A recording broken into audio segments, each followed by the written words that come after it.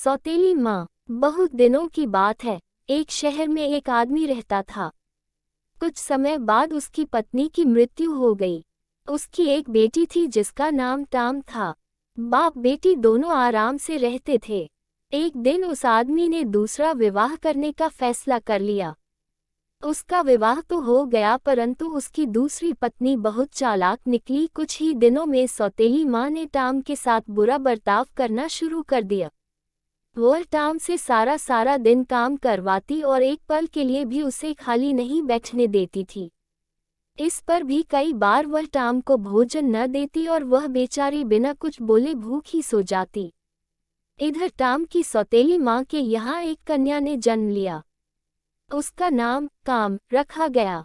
टाम अपनी छोटी बहन से बहुत प्रेम करती थी, पर उसकी माँ को यह भी अच्छा नहीं लगता था। वह जब टाम को अपनी लाडली बेटी काम के साथ बैठे देखती, तभी गुस्से में आकर कहने लगती, जाओ यहाँ से, सुबह से यहाँ बैठी क्या कर रही हो। कुछ दिनों बाद टाम के पिता की मृत्यु हो गई। अब तो उसकी माँ का व्यवहार और खराब हो गया। टाम को इतने बड़े मकान में रसोई घर के साथ वाला एक गंदा सा स्टोव मिला हुआ था। वह वहीं उठती बैठती और वहीं सोती। उस मकान के दूसरे कमरों में जाने की उसे मनाही थी। बस सफाई करने के लिए वह वहां जा सकती थी। टाम को बहुत काम करना पड़ता था। सारे घर की सफाई करती, कपड़े साफ करती, फर्श रगड़ रगड़ कर धोती और सारे घर का भोजन बनाती। भैंस को नहलाना, चारा डालना, लकड़ी काटना, कुएं से पानी लाना, बहुत से काम उस सुकुमार कन्या को करने पड़ते। काम करते करते कई बार तो वह बहुत थक जाती, परंतु किसी से शिकायत न करती। एक दिन सौतेली माँ ने टाम और काम से कहा, जाओ आज मछली पकड़ कर लाओ। जो टोकरी भरकर मछली नहीं लाएगी उसको मार पड़ेगी और रात को उसे भोजन भी नहीं मिलेगा। टाम जानती थी कि यह चेतावनी केवल उसी के लिए है। टाम को न तो मार ही पड़ सकती थी और न भोजन के बिना वह रह ही सकती थी। टाम सुबह से शाम तक तालाब के किनारे बैठी रही। उसने मछलियों से अपनी टोकरी भर ली, परंतु काम सारा दिन इधर से उधर घूमती रही। उसने सारा समय नाच गाने और फूल तोड़ने में खो दिया। सूर्य के अस्त होने तक काम ने मछली पकड़ना शुरू ही नहीं किया था। काम ने जो ही अपनी बहन टाम की टोकरी मछलियों से भरी हुई देखी, तो उसे एक तरकीब सूझी। वह कहने लगी, देखो बहन, तुम्हारा चेहरा धूल से भर गया है, तुम इस निर्मल जल में स्नान क्यों नहीं कर लेती। माँ तुम्हारा चेहरा इतना गंदा देखेगी तो क्या कहेगी। टाम को यह सलाह अच्छी लगी। वह उधर स्नान करने के लिए तालाब में घुसी और इधर काम ने उसकी मछलियां अपनी टोकरी में डाल ली और टोकरी उठाकर जल्दी से घर भाग गई। जब टाम ने यह देखा कि उसकी मछलियां काम उठाकर ले गई है, तो वह बेचारी वहीं जोर जोर से रोने लगी। थोड़ी ही देर में उस तालाब में से एक जलपरी निकली और टाम से कहने लगी, क्या बात है बेटी, इतनी जोर जोर से क्यों रो रही हो। तब टाम ने जलपरी से सारी कथा कह सुनाई और बोली, मेरी रक्षा करो। आज जब मैं घर पहुंचूंगी तो मेरी सौतेली माँ मुझे बहुत मारेगी। जलपरी ने उसे हौसला दिया और कहा, चिंता मत करो बेटी, तुम्हारे कष्ट के दिन दूर होने वाले हैं। तुम्हारी टोकरी में मैंने एक सुनहरी आंखों वाली मछली रख दी है। इस मछली को अपने घर के पास वाले कुएं में डाल देना। बस फिर इससे तुम जो मांगोगी वही मिलेगा। टाम ने जलपरी को धन्यवाद दिया और घर जाकर उस मछली को अपने कुएं में छोड़ दिया। उस रात उसकी सौतेली माँ ने उससे कुछ नहीं कहा। जब टाम उस कुएं पर पानी भरने जाती, तो वह मछली उसे दिखाई देती और उससे बातें भी करती, परंतु जब कोई और जाता तो वह मछली पानी में छिप जाती। टाम की सौतेली माँ को थोड़ा थोड़ा शक होने लगा कि इस कुएं में जरूर कोई है जिससे टाम एकांत में बातें किया करती है। इसी से उसने एक दिन टाम को किसी काम से दूर भेज दिया। टाम की अनुपस्थिति से लाभ उठाकर उसकी माँ ने कुएं से उस मछली को निकाल लिया।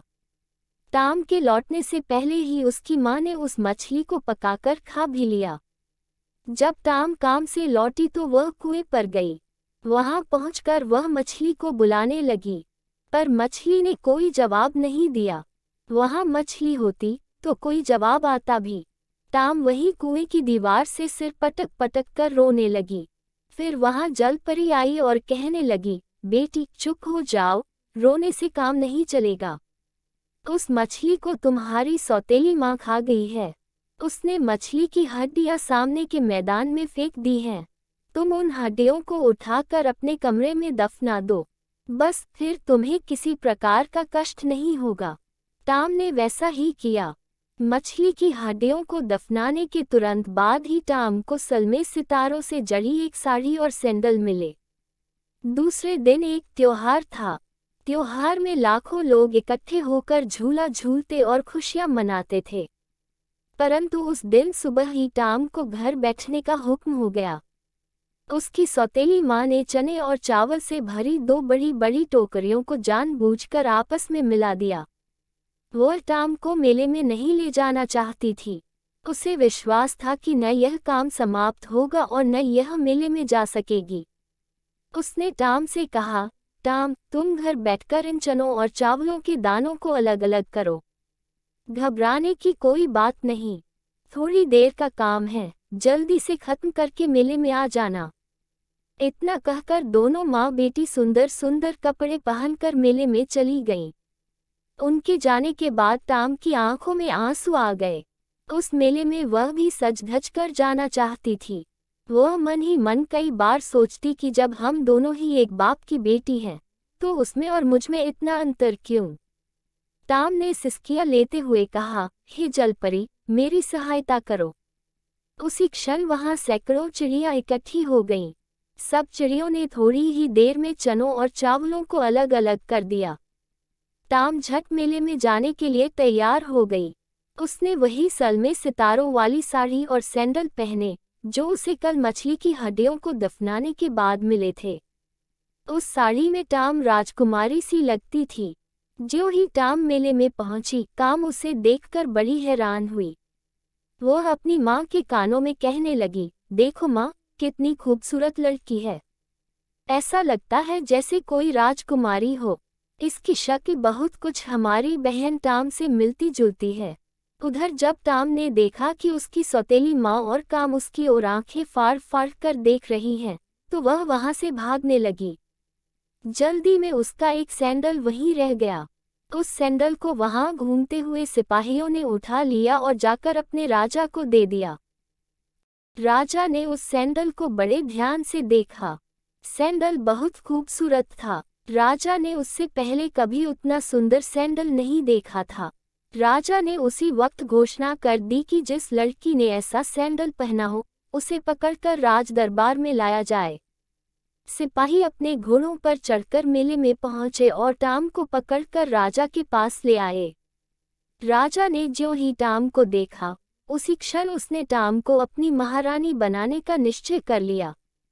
दोनों का विवाह हो गया। टाम आराम से राजमहल में रहने लगी। अब उसे किसी बात की चिंता नहीं थी, परंतु उसकी सौतेली माँ और काम को इस घटना से बहुत दुख हुआ।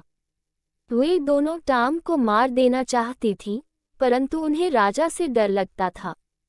कुछ दिनों बाद ही टाम के पिता का मृत्यु दिवस मनाया गया। टाम को अपने घर जाना पड़ा। टाम को घर में पाकर पहले तो उसकी सौतेली माँ बनावटी हंसी हंसती रही और कहती रही, मेरी बेटी बहुत अच्छी जगह पहुंच गई है। भगवान तुम दोनों की उम्र लंबी करे। फिर थोड़ी देर बाद चेहरे पर गंभीर भाव लाकर कहने लगी, आज के दिन मैं भिखारियों को नारियल देना चाहती हूँ। कितना अच्छा हो कि तुम खुद ही नारियल तोड़कर भिखारियों को दे दो। टाम बड़ी खुश होकर नारियल के पेड़ पर चढ़ गई। जैसे ही टाम ऊपर पहुंचकर नारियल तोड़ने लगी, सौतेली माँ ने नीचे से वृक्ष काट दिया। सौतेली माँ अंदर ही अंदर बहुत खुश थी, पर बाहर आंखों से बनावटी आंसू भी गिर रहे थे। वह रोती रोती राजा के पास पहुंची। वहां जाकर वह जोर जोर से चिल्लाने लगी, महाराज, मैं लुट गई। मेरी बेटी नारियल वृक्ष से गिरकर मर गई। हे भगवान, तुमने मुझे क्यों न उठा लिया। राजा को टाम के मर जाने का बहुत दुख हुआ। विनाश काले विपरीत बुद्धि वाली कहावत टाम की सौतेली माँ पर भी चरितार्थ होती है। ताम उस वृक्ष से गिरकर बेहोश हो गई थी, उसकी मृत्यु नहीं हुई थी। ताम को एक बूढ़ी स्त्री उठाकर अपने घर ले गई। उस बूढ़ी स्त्री के कोई संतान नहीं थी। उसने अपनी सारी पूंजी लगाकर ताम का इलाज करवाया। ताम कुछ ही दिन में ठीक हो गई। दूसरी ओर सौतेली माँ चाहती थी कि किसी तरह राजा उसकी बेटी काम के साथ विवाह करवा ले और उसकी बेटी महारानी बन जाए। राजा ने इस पर कोई आपत्ति नहीं की और काम से विवाह कर लिया। एक दिन राजा जंगल में शिकार खेलने गया। शिकार खेलते खेलते रात हो गई। राजा रास्ता भूल गया और उसने जंगल में ही रात बिताने का निश्चय किया। आसपास कोई मकान या सराय भी नहीं थी। राजा को दूर एक दीपक जलता दिखाई दिया। वह उसी ओर चल दिया। वहां पहुंचकर उसने दरवाजा खटखटाया। बूढ़ी स्त्री ने दरवाजा खोल दिया। राजा ने कहा, मैं राजा हूँ, शिकार खेलते खेलते रात हो गई। यदि तुम आज रात यहाँ ठहरने दो तो तुम्हारी बड़ी मेहरबानी होगी। मैं सुबह होते ही यहाँ से चला जाऊंगा। उस स्त्री ने राजा को अंदर बिठा लिया। यह वही घर था जहाँ टाम रहती थी। उस स्त्री ने राजा को भोजन खिलाया। भोजन बड़ा स्वादिष्ट था और उसमें भी केवल वही पदार्थ बनाए गए थे जो राजा को बहुत अच्छे लगते थे। राजा ने उस स्त्री से पूछा, माताजी, यह भोजन किसने बनाया है? मेरी बेटी ने, उस स्त्री ने जवाब दिया। कहाँ है तुम्हारी बेटी? राजा ने पूछा। बूढ़ी स्त्री ने टाम को राजा के सामने खड़ा कर दिया और कहा, यह रही मेरी बेटी।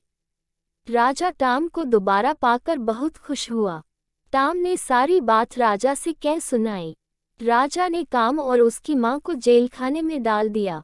अब उसकी सौतेली माँ और काम को मालूम हो गया कि भगवान के घर देर हो सकती है, अंधेर नहीं। प्लीज वीडियो पसंद आए तो लाइक और चैनल पर पहली बार आए तो सब्सक्राइब, कमेंट और अपने दोस्तों के साथ शेयर करना मत भूलना।